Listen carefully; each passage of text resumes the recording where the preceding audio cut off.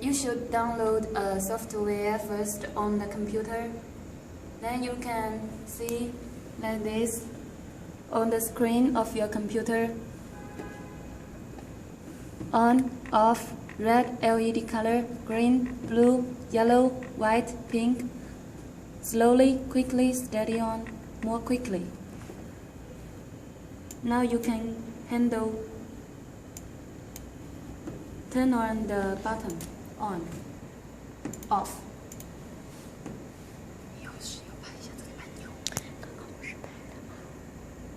Red LED color. Flash slowly, flash quickly, steady on, gradient color. 6 LED colors in total. Now you can change the color to green.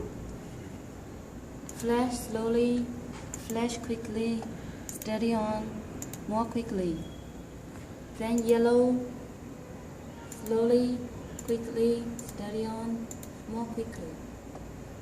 Just like this. Now press off.